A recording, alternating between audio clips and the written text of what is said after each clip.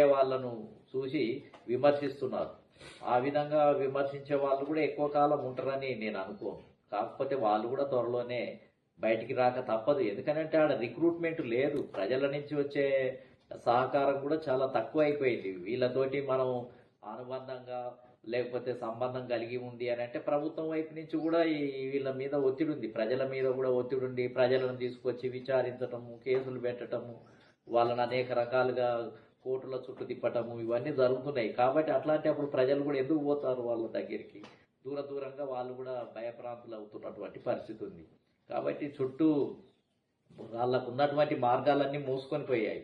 ఈ Naxalbari moment, naxalite moment చేసే ఉద్యమ రూపాలన్నీ, దారులన్నీ కూడా మూసుకొని పోయి వాళ్ళను చక్రబంధం చేసినటువంటి పరిస్థితి ఉంది. ఇక ఇటువంటి పరిస్థితుల్లో తీసుకోవటమే మంచి నిర్ణయమే. ఇప్పుడు రాజ్యాంగపరమైన ఉద్యమాలు చాలా ఉన్నాయి ఇప్పుడు.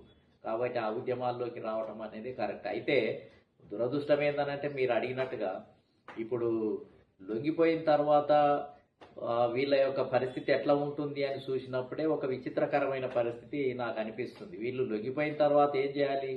అదే కష్టజీవుల కోసం, కార్మికుల గురించి, కర్షకుల గురించి, పేదల గురించి పోరాటం చేసినటువంటి వాళ్ళు మరి ఇప్పుడు బయటకు వస్తే, వీళ్ళ మీద కేసులు ఎత్తేస్తే, వీళ్ళు జనజీవనంలోకి వస్తే వాళ్ళు మళ్ళా కష్టజీవుల పక్షాన పోరాటం చేయాల్సి ఉంటుంది. కానీ ఇప్పుడు లొంగిపోయినటువంటి వాళ్ళు ఎంతమంది మళ్ళా కష్టజీవుల పక్షాన పోరాటం చేసే అవకాశం ఉంది? కష్టజీవుల పక్షాన అంటే ఇప్పుడు ఉన్న పార్టీలు ఏమున్నాయి? ఇప్పుడు ఎస్సీ, ఎస్టీ, బీసీ, మైనార్టీలకు సంబంధించినటువంటి రాజకీయ పార్టీలు ఉన్నాయి. వీళ్ళకి రిప్రజెంటేషన్ లేదు, ముఖ్యమంత్రి లేదు, ఎమ్మెల్యేలుగా గెలుస్తలేరు. ఈ దేశంలో, ఈ తెలంగాణ ప్రాంతంలో కూడా కొన్ని కులాలకు 30, 40, 50 కులాలకు ఇప్పటి వరకు అసెంబ్లీ మెట్లు కూడా ఎక్కనటువంటి పరిస్థితి. అంటే చట్టసభలలో వాళ్ళకు ప్రవేశం లేదు, విద్యా ఉద్యోగ రంగాల్లో వాళ్ళకు ప్రవేశం లేదు, వాళ్ళకు ఆర్థిక పరమైనటువంటి పంపిణీ జరగటం లేదు. అట్లాంటప్పుడు వీళ్ళు ఏం చేయాలి?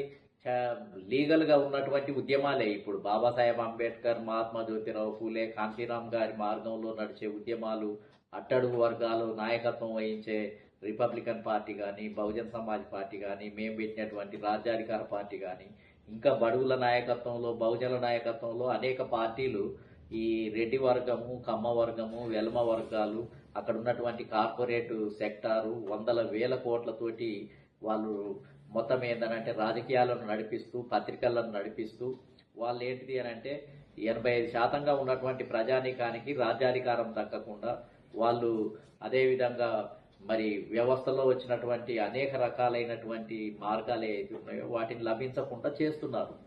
అట్లాంటప్పుడు వీళ్ళు అక్కడ కష్టజీవుల కోసమే పోరాటం చేశాము, మేము త్యాగం చేశాము, త్యాగజీవులము అని చెప్పుకున్నటువంటి వాళ్ళు లీగల్గా వచ్చినప్పుడు మరి వీళ్ళు ఎవరి పక్షాన చేరాలి? ఏ పార్టీలో చేరాలి? అంటే వీళ్ళంతా బహుజన్ సమాజ్ పార్టీలను, రాజ్యాధికార పార్టీలను, లేకపోతే ఎస్సీ, ఎస్టీ, బీసీ, మైనార్టీల నాయకత్వంలో ఉన్నటువంటి పార్టీలలో చేరాలి. ప్రజల పక్షాన ఉండాలి అని అంటే ఇవి పార్టీలలోనే ఉండాలి. వీళ్లకు ఈ పార్టీలు ఎవరి కోసం పోరాటం చేస్తున్నాయి? ఇప్పటి వరకు ఈ రాష్ట్రానికి ఈ నేల మీద పుట్టినటువంటి కులాలకు 50% బీసీల జనాభా ఉంది. ఎస్సీ, ఎస్టీ, మైనార్టీలు కూడా కలుపుకుంటే 85%.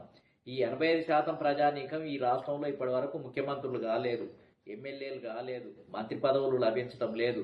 వన్ సైడెడ్గానే 2-3 శూద్ర అగ్రకులాలు అసెంబ్లీని మొత్తం కబ్జా పెట్టడం జరిగింది. ఇటువరకు భూములన్నీ వందల వేల ఎకరాలు ఉన్నట్టుగానే ఇప్పుడు అసెంబ్లీలో ఉన్న 119 సీట్లలో 60-70% సీట్లు వాళ్ళే కబ్జా పెట్టారు. మొత్తం ఎమ్మెల్యే సీట్లన్నీ కూడా, ఎంపీ సీట్లన్నీ కూడా వాళ్ళే కబ్జా పెట్టారు. ఉద్యోగాలన్నీ 2-3 కులాలే కబ్జా పెట్టారు. కాంట్రాక్టులన్నీ వాళ్ళే కబ్జా పెట్టారు. ప్రభుత్వం అంతా 2-3 కులాలే నడిపిస్తున్నాయి. అంటే లీగల్గా నడిచే ఉద్యమాలు కూడా ఈ విధంగా ఉంది. ఈ విధంగా ఉన్నప్పుడు ఇప్పుడు కష్టజీవుల కోసం పోరాటం చేసినామని చెప్పుకునే వాళ్ళు ఎవరి కోసం పోరాటం చేయాలి? ఎవరి పక్షాన ఉండాలి అని అంటే మరి మా మార్గంలోనే రావాలి. ఇప్పుడు మేము కాశీరామ్ గారి మార్గంలో మొత్తం ప్రయాణం చేస్తూ అందరికీ రాజ్యాధికార పంపిణీ జరగాలి, ఆర్థిక పరమైనటువంటి బడ్జెట్ పంపిణీ జరగాలి, ఉద్యోగాల పంపిణీ జరగాలి, కాంట్రాక్టర్ల పంపిణీ జరగాలని మేము పోరాటం చేస్తున్నాము. కాబట్టి వీళ్ళు ఎవరి పక్షాన ఉండాలి?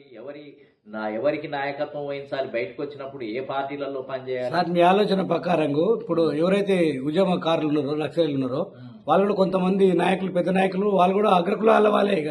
అట్లా అగ్రకులాల వాళ్ళు పెద్ద నాయకులు ఉన్నారు, కింది కులాల వాళ్ళు కూడా ఈ మధ్య కాలంలో రిక్రూట్ అయ్యి వాళ్ళు కూడా ఒక స్థాయికి వచ్చి దళ నాయకులుగా, పార్టీ సెక్రటరీలుగా, పోలిట్ బ్యూరో సభ్యులుగా, మావోయిస్టు పార్టీలో కూడా పోలిట్ బ్యూరో సభ్యులుగా కూడా ఎన్నికైన వాళ్ళు ఉన్నారు. కాబట్టి నేను అనేది ఏంటంటే ఇంతకుముందే చాలా మంది సరెండర్ అయ్యారు. ఇది అంటే మొత్తం టోటల్గా సరెండర్ అయ్యే కార్యక్రమం ఇప్పుడు జరిగేది లొంగుబాటు అనేది. కానీ నేను అనేది ఏంటంటే గత 10 సంవత్సరాల క్రితం, 15 సంవత్సరాల క్రితం, 20 సంవత్సరాల క్రితం కూడా ఏదో ఒక కారణంతో నక్సలైట్ ఉద్యమం నుంచి బయటకు వచ్చిన ప్రముఖ నాయకులు కూడా ఉన్నారు, బయట లీగల్గా తిరుగుతున్నారు.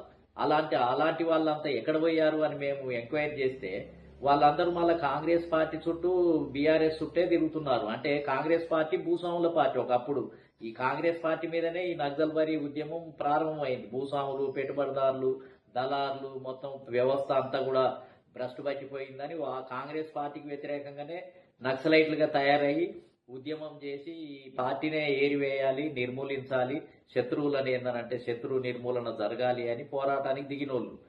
మళ్ళీ ఇప్పుడు బయటకు వచ్చిన తర్వాత మళ్ళీ కాంగ్రెస్ పార్టీ తోటి ఎట్లా సంబంధాలు పెట్టుకుంటారు, కాంగ్రెస్ పార్టీలో ఎట్లా పనిచేస్తారు, అందులో కాంగ్రెస్ పార్టీని సెక్యులర్ పార్టీగా లేకపోతే ఇప్పుడున్న దాంట్లో కొంచెం మెరుగైన పార్టీగా ఏ విధంగా గుర్తిస్తారు?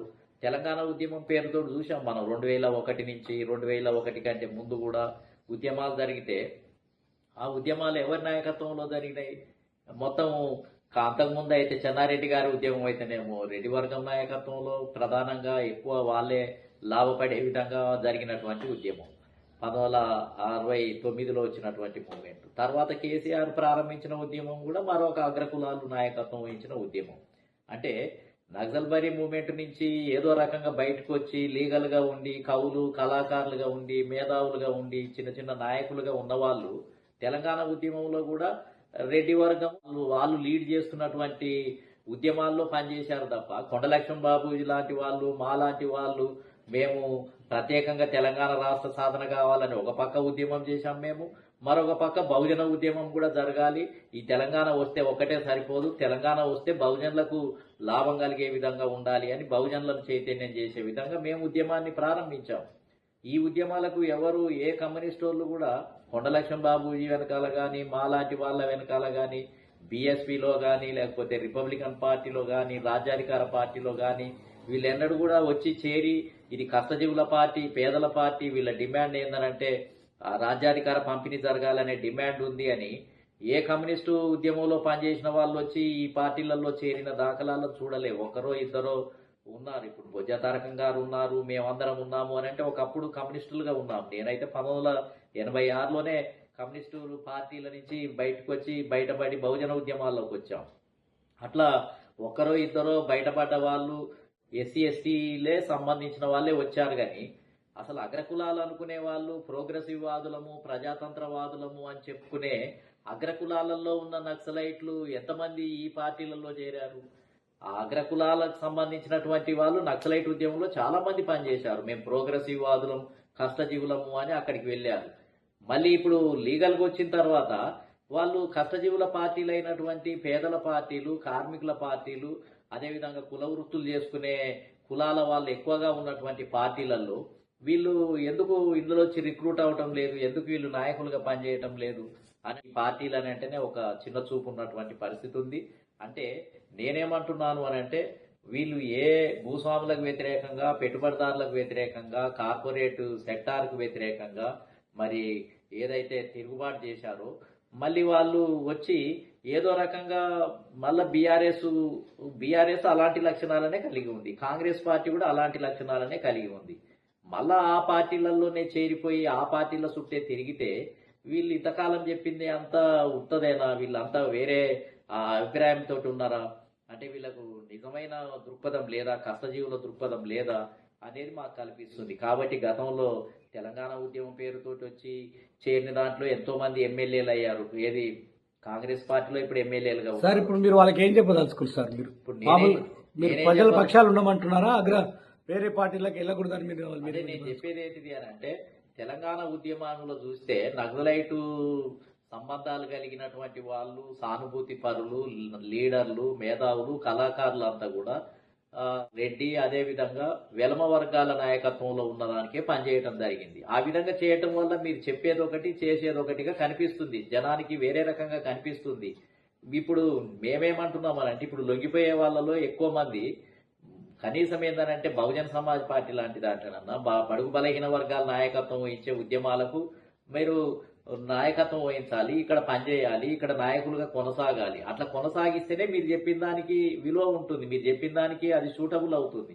ఆ విధంగా కాకుండా మళ్ళా కాంగ్రెస్ పార్టీ బీఆర్ఎస్ పార్టీలో చేరితే ఇలా కాంగ్రెస్ పార్టీనే కదా మొత్తం బడుగు బలహీన వర్గాలకు దక్కాల్సిన రాజ్యాధికారాన్ని కాంగ్రెస్ పార్టీ కొల్లగొట్టి ఒకే వర్గానికి కట్టబెడుతుంది. ముఖ్యమంత్రి పదవులన్నీ ఒకే వర్గానికి ఇస్తుంది. బీఆర్ఎస్ కూడా ఒకే అగ్రకులం శూద్రాగ్రకులమైనటువంటి కులానికే కట్టబెట్టింది ముఖ్యమంత్రి. కేసీఆర్ ఉన్నన్ని రోజులు 10 సంవత్సరాలు ఆయనే ముఖ్యమంత్రి. ఆయన వర్గం వాళ్ళే ఎమ్మెల్యేలు ఎక్కువ ఉన్నారు, ఆయన వర్గం వాళ్ళే మంత్రులు ఎక్కువ ఉన్నారు, ఆయన వర్గం వాళ్ళే లాభపడ్డారు.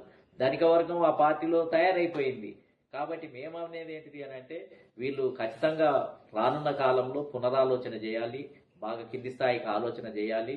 బడుగు బలహీన వర్గాల పక్షాన ఉంటేనే వాళ్ళకి ఆ గౌరవం ఉంటుంది అనేది మరి నాకు అనిపిస్తుంది. అది ఏం జరుగుతుందో చూడాలి.